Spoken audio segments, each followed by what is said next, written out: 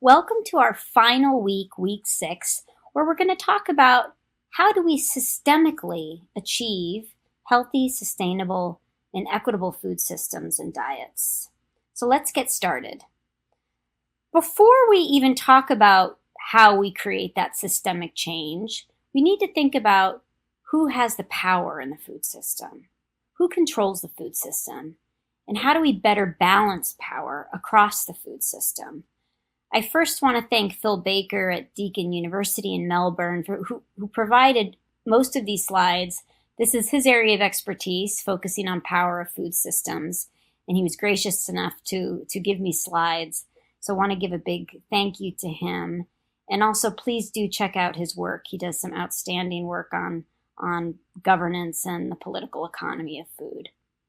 So let's talk about the political economy. Well, the political economy is the interplay between political, economic, and social forces in society, including how power and resources are distributed between different actors operating around and within food systems. Political economy also looks at political processes and how these processes sustain and transform relationships over time. And when we think about the political economy, we often immediately start to think about power relationships. Who has the power to control food supplies, to shape and structure food environments, to shape consumer behavior and social norms, and to get involved in knowledge systems, policies, and regulatory frameworks that influence food systems? So Phil Baker has done some really interesting work looking at food system actors and who exercises power. The large triangle shows the main type of actors. Governments are number 1, firms 2, NGOs are number 3. And then there's hybrid types that are really shown in 4, 5, 6, and 7. And these would be public-private partnerships and other types of partnerships involving 2 or 3 of these actors, governments, NGOs, and firms. They could be state-owned, they could be philanthropies, they could be universities and research institutions. And these have really changed over time in how they've evolved. And what we see is from the 1980s to now, there's much more engagement across these actors working on multiple issues. And he's also gone further to look at how does power manifest itself within food systems. What form of power do food actors exercise in relation to whom? And how have these forms and relationships changed over time? And what he shows first is this instrumental power, the direct influence of actors over another that impact decision-making and outcomes. Another area are these structural powers, where it's a more diffuse form of power that manifests through the imposition of limits on the range of choices available to others. So, for example, this could be laws or regulations that shape the way food systems are structured. And then the third form is this discursive power, which is the power to shape underlying values, belief systems, and social norms.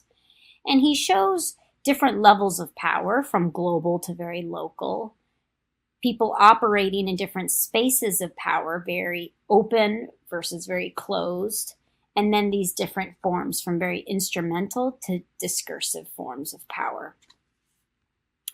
But we know that there's a big challenge, and that's around what's called big food, big industry, multi-transnational companies. Here's a couple of quotes from 2 quite important reports. One was the Global Syndemic of Obesity, Undernutrition, and Climate Change, led by Boyd Swinburne, and another is IPES, the International Panel of Experts on Sustainable Food Systems, Too Big to Feed, showing that the expansion, the reach, the concentration of transnational food and beverage corporations have high political influence, massive political and economic power, and this presents as a major challenge to states and governments. And a lot of this is due to concentration and consolidation. They've gotten bigger, and just big is good. It could be one way of looking at it, but this consolidation brings with it a lot of power and really the ability to control the dialogue, control the governance, control the food system. And I like this quote from the former director of the World Health Organization, Margaret Chan. She talks about how big tobacco, big soda, big food are big issues that the public health needs to contend with. All of these industries fear regulation and protect themselves using the same tactics. Research has documented these tactics well. Let me remind you. She said, not one single country has managed to turn around its obesity epidemic. This is not a failure of individual willpower. This is a failure of political will to take on big business. And it is a significant issue. And just like tobacco, big food has pushed into the global south. Markets stagnate in high-income countries. We're seeing a decline in processed packaged foods, a decline in sugar consumption. And urbanizing populations in low and middle income contexts become the consumer. They become the market, where you see rapid market growth. And a lot of the trade and investment liberalization has enabled the expansion into these new markets in low and middle income countries. And you really see that here on the right of this increase in processed packaged foods in low and middle income countries over the last several years, where you're seeing more of a bit of a stagnation in packaged foods at 0.4% increase in growth in high income countries as compared to a 2% in low and middle income countries. And we see this market concentration. We've got 7.5 billion consumers, 1.5 billion producers, and about 500 companies control about 70% of food choice. And that's really significant. And the IPES food report that's shown here, Too Big to Feed, really goes into this. So you can see here we've got 1.5 billion farmers, we've got 7.5 billion consumers, but along each step of the food supply chain, whether it's in the input part, seeds, agrochemicals, animal breeders, fertilizers, or along the food supply chain, whether it's traders, processors, retailers, you see this concentration, very much only a few multinationals controlling those steps of the food supply chain. And this has multiple impacts, as you can see over here: narrowing of the scope of innovation, reducing farmer autonomy, controlling information, escalating environmental and public health risks, et cetera, et cetera. And this is quite a slanted report, very anti-industry, but it does bring home this idea that there has been a consolidation and concentration of these food system actors. And here's just a few diagrams, and feel free to go to the report and see. You can see here's in the agro inputs, agrochemicals, you can see a significant concentration of BASF, DuPont, Syngenta, and Bayer, which is now Bayer Monsanto. Trading companies, again, Cargill is up there, the Dreyfus Commodities, Wilmar International, controlling a lot of the trade, the agriculture commodity trade, and the food commodity being food, feed, and biofuels moving around the world. And you can also see meat processing companies, meat processing under scrutiny right now with COVID. JBS, Brazilian owned, Tyson, Cargill, WH Group, Smithfield. These companies between the US, China, and Brazil control a huge portion of the processing of meat. And here you can see, just taking this down a notch, looking at beef, pork, and chicken. Again, you can see Tyson playing a really significant role. JBS playing a big role on the beef side, being it's in Brazil, and others. But there's a big concentration of the meat processing industry. And that is exactly why COVID is such an issue, because it is very controlled by a few companies where most of the workers are. And if you have a shock to the food system, it sort of dismantles that entire step in the food supply chain, which is exactly what happened with COVID. Most of the workers falling ill work for a few companies. They have a shock inside the system, COVID exposure, people can't come to work, and you see this constriction of the meat processing portion of the food supply. Here's the top 10 food beverage companies and top grocery retail. So on food beverage companies, Anheuser-Busch being a big one, Nestle, PepsiCo, JBS, CocaCola, owning 50-60% of the entire food products that you see on the market. And top grocery retailers, look at Walmart controlling a huge portion of what's available for sale that you walk into a market and buy. You got Kroger, you got Schwartz Group, and others. So massive concentration. Another big issue when we think about power is the marketing.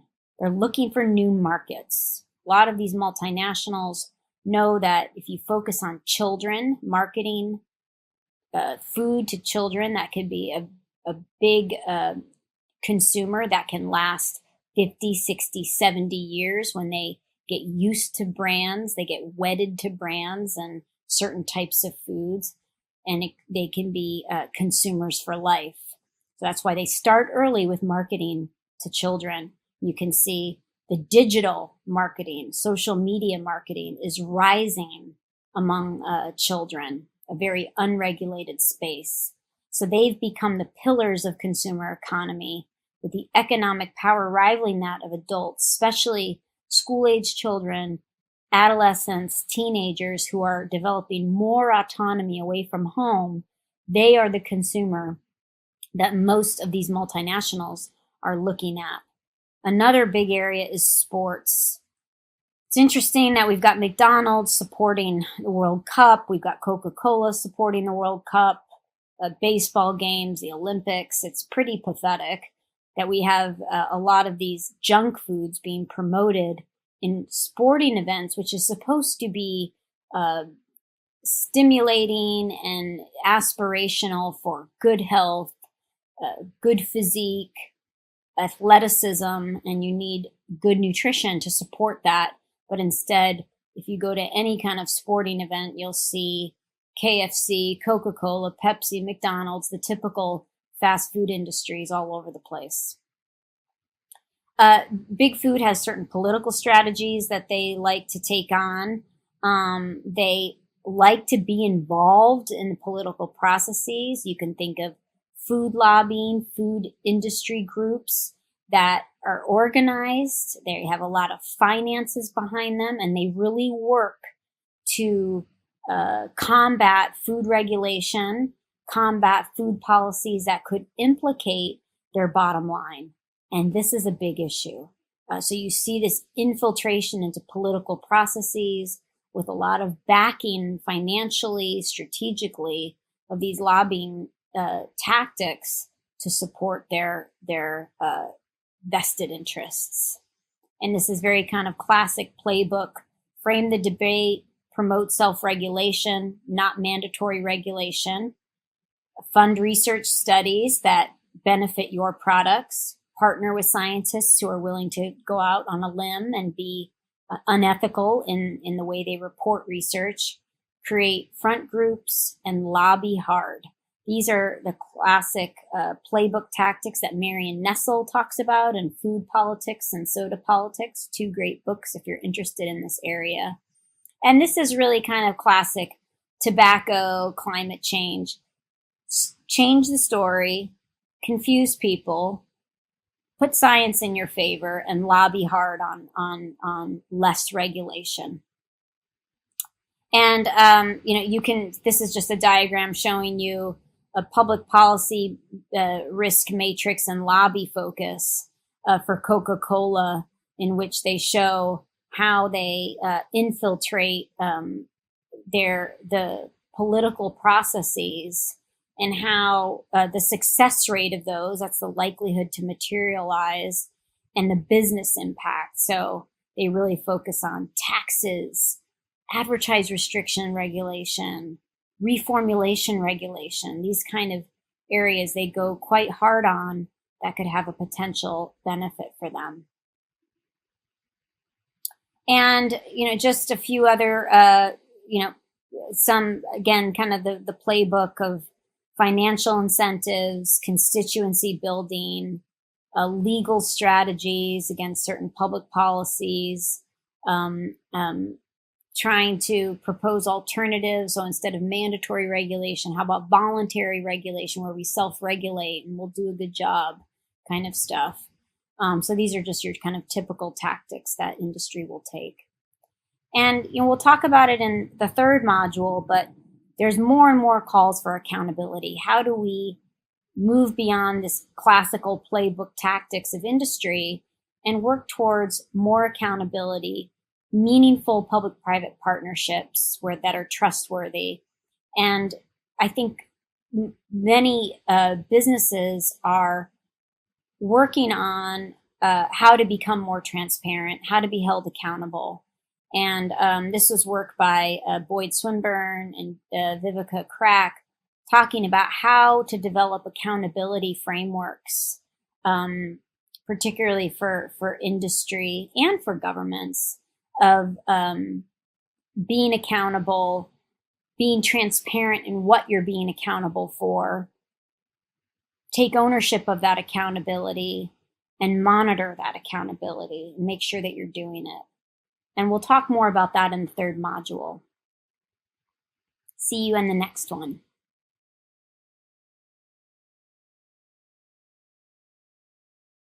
So in the second module, we're going to talk about how governments can take action to govern the food system. So there's many different policy levers to improve the food system that governments can enact, and public and private sector can follow with actions to address those policies. So in the agriculture production space, there's many ways to incentivize farmers to grow fruits and vegetables, to diversify their cropping systems. This could be through crop insurance, investments in technology, investments in local production, and subsidies. On the processing side, we can think about promoting and regulating reformulation of foods, ensuring that foods have less salt, sugar, and unhealthy fats, bans on certain ingredients like trans fats, the partially hydrogenated vegetable oils, standards in food, salt, the fat percentage in meat, for example, can be another way of processing policy. On the distribution and retail space, you can create economic incentives, that could be taxes or at-sale subsidies, improving and facilitating or removing barriers to access, junk food-free checkouts, for example, improving zoning laws to avoid food deserts and food swamps, community and school gardens, school meal programs. And on the labeling and promotion side, promoting front-of-the-pack labeling, which can lead to product reformulation, restrictions on food marketing of junk food to children, and mass media campaigns. So we'll talk about some of these and the impacts of those. So one is agriculture subsidies. These are government support systems for farmers. It's a governmental subsidy paid to farmers and agribusiness to supplement their income, manage the supply of agriculture commodities being moved around the country, and influence the cost and supply of those commodities. Because of many different factors like weather, pests, financial speculation, farming is a very volatile, very risky business. And so agriculture relies on the government to provide what are called these safety nets in times of strife and shocks, like we're seeing with COVID. The U.S. just gave a huge subsidy to farmers this past week. These can be commodity-based or input-based or income-based. U.S. agriculture subsidies, a classic one where the federal government spends up to $20 billion a year, non-COVID year, on subsidies for farms. About 39% of the nation's 2 million farmers receive those subsidies, and most of those go to the largest producers. There's an equity issue there. Those that are producing corn, soybeans, wheat, cotton, and rice, the staple grains. Now, there's many pros and cons to these ag subsidies, and there's many subsidies that are being carried out in Africa around seeds and fertilizers, for example. Malawi being a classic example that's been studied, if any of you want to look at that. Some of the pros is that it lessens the need to source food from outside borders, gives farmers access to consistent income and insurance during rough times, like now with COVID, and it can manage the food supply. The cons is that some of these agriculture subsidies, and we're going to take the United States as an example, have been detrimental to the environment. Monoculture crops, corn and soy, concentrated animal feed operations, or CAFO animal systems, like the hog animal system of the United States. It involves big ag, agribusiness control. It can hurt agriculture businesses growing certain commodities not covered by subsidies, like horticulture and other more minor crops. It can impact other markets, international dumping. We ship the corn surplus over to other countries as food assistance, as part of the Food for Peace initiative that can distort markets, and that's happening less and less, but we still do see that. And then some have argued that subsidies have nutritional concerns, maize being used to produce high fructose corn syrup, a grain-fed beef as opposed to grass-fed beef. But there's no conclusive evidence to suggest that agriculture subsidies have contributed to obesity, but it's, of course, very difficult, as we learned last week or 2 weeks ago, that it's very difficult to determine causality in that context. But we know that what we should be eating, lots of fruits and veg, whole grains, healthy oils, and more minimal meat and staple grains are not being, is not what's grown. And this is really what we're producing. A lot of starchy staples, a lot of sugar, some meat and dairy, and very little on the fruits and veg. So what we are producing does not match what we should be eating. So the subsidy policies really need to change. Another issue is reformulation. This is a big area for private sector and industry to come in. Unhealthy ingredients in foods are being restricted to meet certain requirements. So reducing mainly salt, reducing sugar, substituting sugar and salt for more natural alternatives that are healthy. It's difficult to do. And reducing the fat level and removing some unhealthy fats like trans fats. And many companies are in works to try to meet either mandatory regulations of reformulation in certain countries or doing voluntary regulation because there's a consumer demand for lower sodium, lower sugar foods. Trans fats have been somewhat of a success, a scientific success, very hard evidence that it has a detrimental impact on human health. And with that was a ban in cities, starting with New York City, and now a national ban. And there's other countries in the world who are trying to remove trans fat, partially hydrogenated vegetable oils, from their food supply. But there's many countries that don't have a ban at all. And you see it places like Sub-Saharan Africa, South Asia. You see no sort of policy on either voluntary limits on trans fats or mandatory limits on trans fats. There's also been a pretty significant momentum around reducing salt in food products. You can see in blue is some salt reduction in food. But the red is there's no strategy for salt reduction. Again, you can see a lot of Sub-Saharan Africa, South Asia, with no sort of strategy for salt reduction of foods, which is unfortunate because it is the number one dietary risk factor in the global burden of disease, high sodium foods. Another issue is around food affordability. We know that in some countries, people spend less of their income on food, 15% or less, like the US, Singapore, UK, Denmark, Germany. Whereas other countries spend 30, 40, 50, 60% of their entire income on food, Nigeria, Bangladesh, Nepal.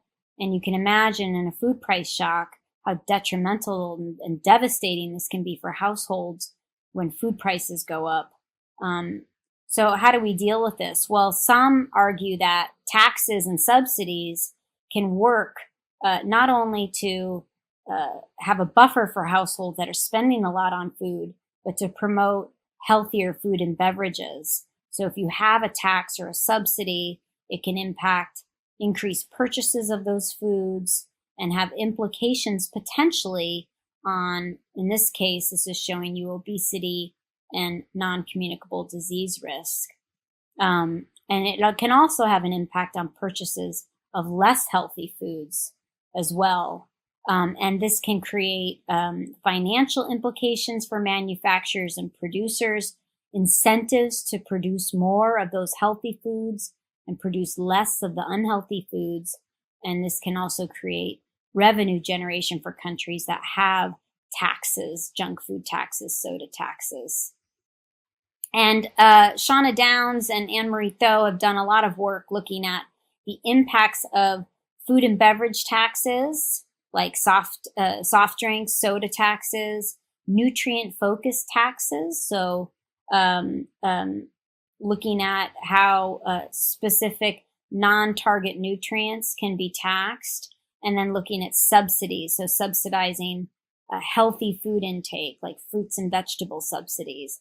And they looked at the effect of these taxes and subsidies on consumption. They looked at the impact on body weight and disease outcomes, and then the differential effects, looking at whether or not these taxes have a regressive effect. And really, there's a plus on many of these taxes. Some of these taxes, like on soft drinks, don't really have a regressive effect. It could affect low-income populations, but it has a greater effect on those who consume most. But some would argue that soda tax doesn't really need to be, sodas don't really need to be in the food system, so it's not really regressive as compared to putting a tax on red meat, for example. But this is an emerging space. This review is a bit old now. We need a new one to look at some of the impacts of different taxes that countries have implemented. Mexico is the classic example where they put a tax on sugar-sweetened beverages, about 10% or 1 peso per liter. And the tax was entirely passed on to consumers at the point of purchase. And they combined this with mass media campaigns. And they basically found that the purchases of these tax beverages decreased about 5% in 2014, about 10% in 2015, yielding about an 8% decrease in the purchases of these sodas, which is quite interesting. Now, whether or not that has an impact on obesity and non-communicable diseases is another question, a much more difficult question to answer. There's many countries who are implementing these fiscal interventions now. This is a graph showing you by region, taxes on sugar-sweetened beverages in green, taxes on foods high in fats, sugar, and salt, and subsidies for healthy foods shown in brown across regions. And you can see in places of the Americas, there's a lot of momentum around subsidies for healthy foods. But most of the regions are focusing on taxing sugar-sweetened beverages as a starter. Another issue is these product properties.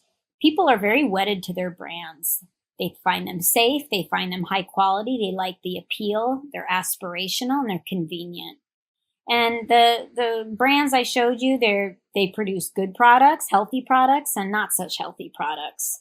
And so how do we work towards incorporating not only health into products and their properties and their branding, but sustainability as well?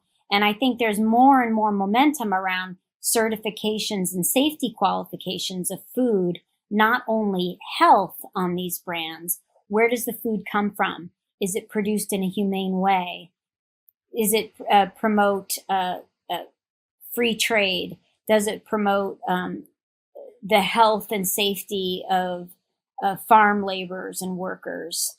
There's a lot of these. Is it produced organically and in a sustainable way with ecosystems and the environment in mind? There's a lot of these certifications out there. The question is, for consumers, it leaves them incredibly confused about what certification do I trust and what do I care about? What do I ethically care about? Do I care about the environment? Do I care about animal welfare? Do I care about fair trade? So there's a lot of these certifications out there, and it's led to a lot of confusion. So we need more regulation from countries with standardized health and environment labeling and certifications. Another issue is physical access and quality of vendors. Food deserts are a big issue. These are places in cities or in rural areas where there's just no markets. There's no food to be had. And here's a picture of Baltimore showing you in red where there is no healthy food outlet. So that's a bit different. It's a food swamp. So they didn't really classify food deserts. And here's Toronto showing in darker is a less healthy food environment. And that's called a food swamp, in which you may have markets, but they're not really selling any healthy foods. They're selling mainly junk food and convenient foods that are less healthy. So we really need to contend with food deserts and food swamps. And of course, there's zoning laws that can be put into place. But more and more, we're seeing some pretty innovative solutions. These are milk dairies in urban slums of Kenya to promote safe dairy products, where people can just pull up with their jars and grab some milk at a very low cost to meet the needs of what would be considered more of a food swamp situation in the urban slums of Kenya. Our bars are African American owned fruits and vegetable horse and buggy kind of system that promotes the sales of fruits and vegetables all over low income parts of Baltimore. I'm sure some of you may have seen this if you live in Baltimore. It's really cool. It's an old tradition that I hope stays, but it does bring low-cost fruits and vegetables to poor neighborhoods. And MoGrow is done in Native American reservations and neighborhoods in the southwestern part of the United States that is bringing fresh foods to those populations, often very much living in food deserts.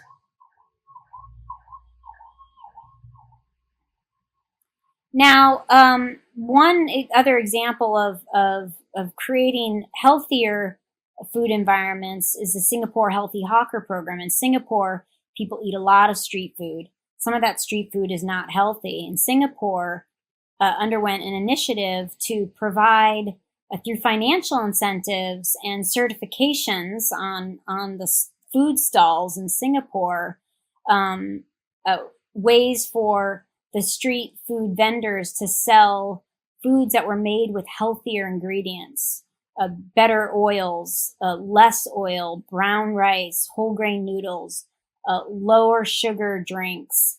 And it's really interesting because Singapore is so rich in its street food.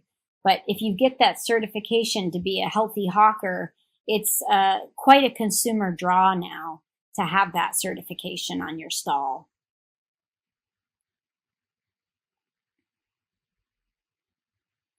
Another area is food messaging, food promotion, food advertising, and information. This is a very perverse space where you see a lot of buy one, get one free, all you can eat Fridays. And again, we talked about the sponsorships of a lot of fast food and junk food companies in these sporting events. One way, of course, is just banning or limiting advertising, particularly to children. Canada, Norway, Sweden, and the UK are regulating advertising to children and adolescents, especially for unhealthy foods and beverages. but not many impact studies have been done looking at the effectiveness of these bans or limits. So there's more to come on this, but we know that there's a lot of exposure to marketing by children, and it will be really good to see how it's changed consumption patterns, purchasing patterns, and obesity in school age and children and adolescent teenagers.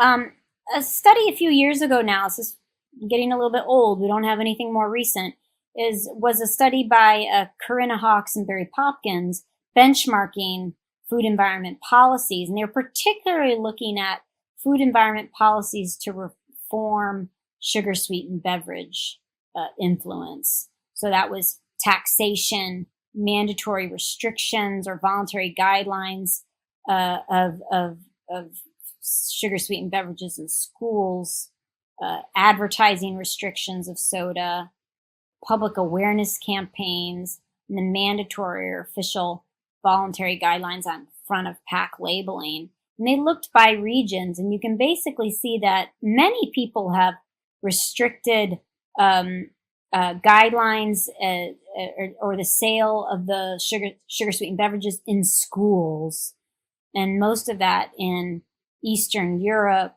Western Europe, North America, Latin America. And the other policies, not so much, but what you really see is there's a dearth of policies in sub-Saharan Africa, as well as not much going on in Asia. And that's probably changing now, but at the time of this study, not one low-income country had implemented any of these 5 policies to restrict soda. But there is a lot happening. This was a paper published just this past year by Corinna Hawkes and Kelly Parsons at City University in London, just giving examples of food policies around the world that are being implemented and some really innovative stuff. We've talked about Chile's front of the pack labeling. Indonesia has a food law that aims to achieve self-sufficiency in producing rice, maize, soy, beef, sugar. There's an urban agriculture policy in Nairobi that allows food to be grown in the cities. The mayor of London has ruled advertisements on food and drinks high in fat, sugar, and salt couldn't be displayed on public transportation billboards. So many different really cool examples around the world where people are starting to pay attention to the food space. Governments are starting to realize that food policy is important, and there's a lot happening in this space. So governments have a big role to play. They are starting to take note of watching other early adopters of food policies, taking those policies and making them relevant for their own context. And I think this will be an interesting space to watch over the next 5 years. So in this last module, we're going to talk about how can private sector promote healthy, sustainable, and equitable diets. A big thanks to Lawrence Haddad, the director of the Global Alliance for Improved Nutrition, also known as GAIN, for most of these slides. Many of you may know him, but he's also the World Food Prize winner last year. So when we think about private sector, they work across this entire food supply chain, the value chain, from inputs to production to storage, processing, distribution, retail, and marketing. And there's many places where you can maximize nutrition entering the food value chain and minimize nutrition exiting the value chain. So how do you ensure that nutrition stays along the value chain as food moves, it's processed, it's packaged? And there's so many different interventions of how to do this as food moves along the chain. And private sector has an important role to play in all of these steps. Most of food is acquired from markets, even in low-income rural places. Farmers are net buyers. So businesses are very vital to this. And this is showing you rural versus urban households, rural in green, urban in yellow. in different countries in Africa and Asia, showing you the percentage of food and beverages purchased in these rural and urban households. And you can see that most people, the exception of maybe Mozambique and Ethiopia, where less than 50% of rural populations are purchasing food in markets, most people are purchasing those foods. And so private sector is very involved in markets, and so they play a vital role. But the view of private sector and their engagement in nutrition is very polarizing.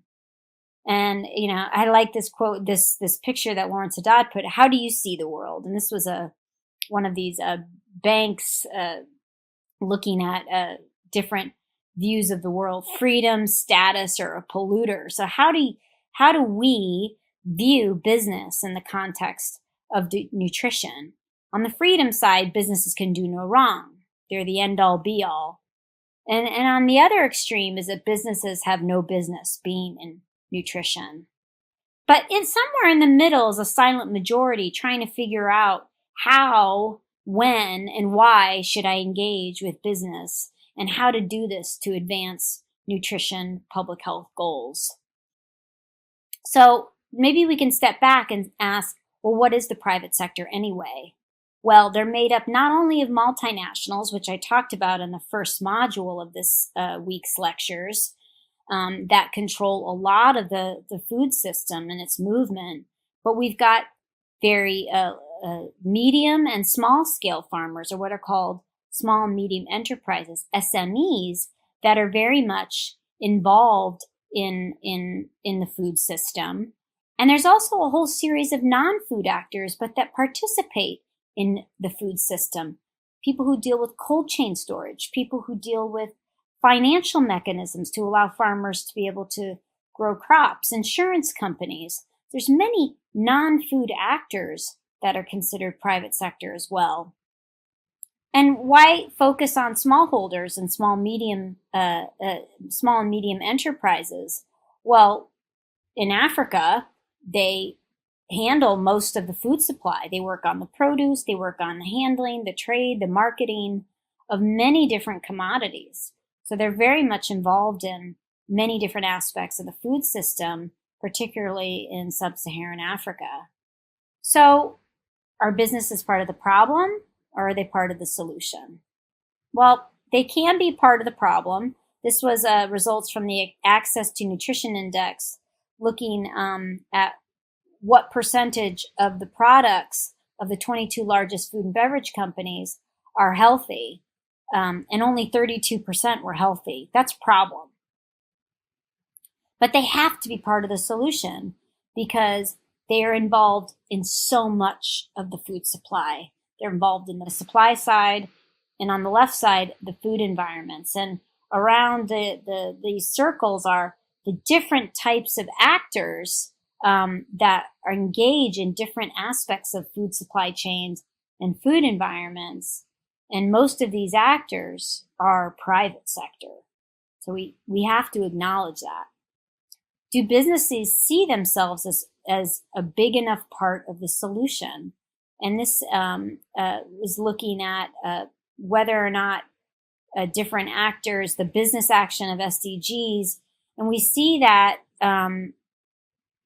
nutritious foods, making them more available and affordable, which is SDG 2, 20% of business action is focused on this. So they're not doing enough to address the big global levers like the Sustainable Development Goals.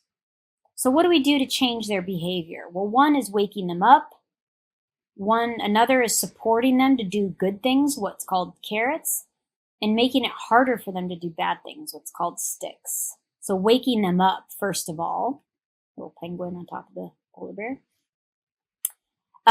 There's a couple of studies that Lawrence talks about.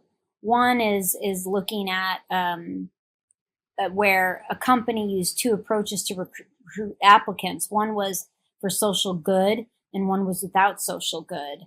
And applicants were attracted to the explicit message of working for $11 an hour to do more good. So people want, when they come to work for a company, they want to do good things, good deeds in the world.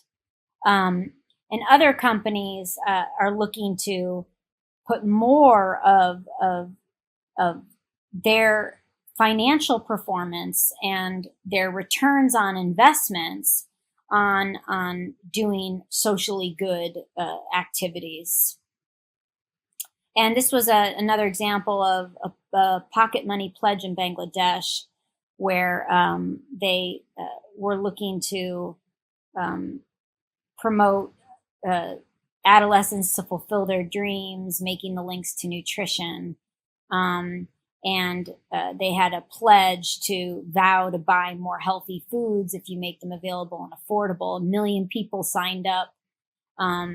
And adolescent girls marched for government action, and food outlets were certified to sell these healthy foods. And it's a really great idea of government business action, part of with advocacy from local communities, that being adolescents, who can be incredibly powerful.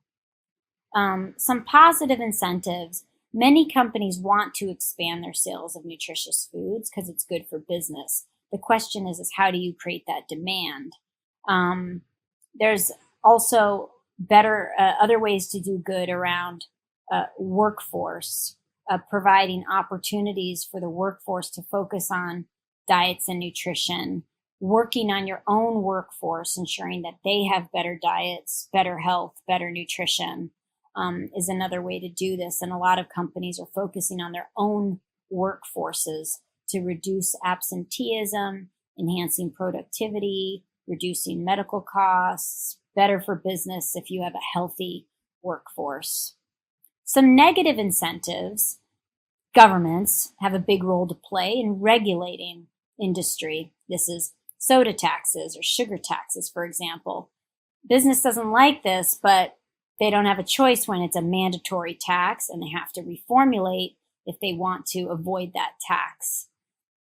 Consumer movements can also apply pressure. A lot of consumers, for example, don't want plastic anymore. So there's a big push from the demand side for businesses to try to change the way they do business. So consumer movements, they can apply pressure, they can create demand to do the shift. International commitments also matter. As part of the Global Nutrition Report, we were tracking businesses and their behavior, particularly in the workforce. But there's a responsible food business dashboard that's being looked at, and by looking at a range of different goals that businesses have to try to achieve by 2030. And for example, making products healthy, the number of companies that cover media in their responsible marketing commitments to children, ensuring that they don't break the breast milk substitute codes, and you can see it's 0%, and they want to get to 50%. So this is a great way to hold businesses accountable in the commitments that they've made as part of this responsible food business dashboard in the Tokyo Nutrition for Growth Summit that's taking place in December of 2020. And then, of course, we have to think about sustainability.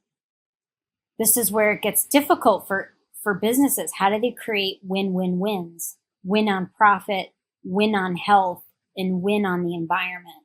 A lot of businesses are very concerned about the environment because it hits their bottom line, it hits their products, it hits those supply chains. So how do we deal with businesses being able to produce both healthy food while being environmentally sustainable? Very hard goals and lots of trade-offs to be considered for businesses when they're trying very hard also to make profit. And we need a data dashboard to track all of this. Lawrence argued for this 5 years ago, and we have that now. We, Lawrence, myself, Michigan State, Hopkins groups, Gain, University of Michigan, Harvard, and several others, FAO, have launched something called the Food Systems Dashboard, which tracks a range of 170 indicators across the food system. So governments and private sector can look nationally at how are food systems faring in those countries. Are they promoting diets and nutrition? So it's a way to characterize food systems, diagnose food systems, and then take policy decisions on those food systems. And this was just launched. We're at the beginning stages of making it more robust, but it's a great way to look at food systems and how countries are faring and hold them accountable for trying to improve those food systems. The Access to Nutrition Index is another accountability mechanism where they are tracking the behavior of multinationals. Are looking at their governance, they're looking at their product portfolio, they're looking at whether or not those products are accessible, the marketing, the labeling, and they're tracking companies and are they doing well for public health and nutrition. And they rank these companies every year, Nestle being at the top this past year. And this creates a lot of competition between businesses. It's a race to the top, and it's an accountability mechanism for businesses to see who's doing better towards nutrition outcomes. And, we can't really do any of this without public-private partnerships or public-private engagement or public-private dialogue. And we just published a paper, Jeremy Schiffman, another professor, and myself, and a team of great researchers on why are food system public-private partnerships so difficult in the nutrition space. So we took an analysis looking at the political economy of PPPs in nutrition. And there's a real lack of trust of private sector.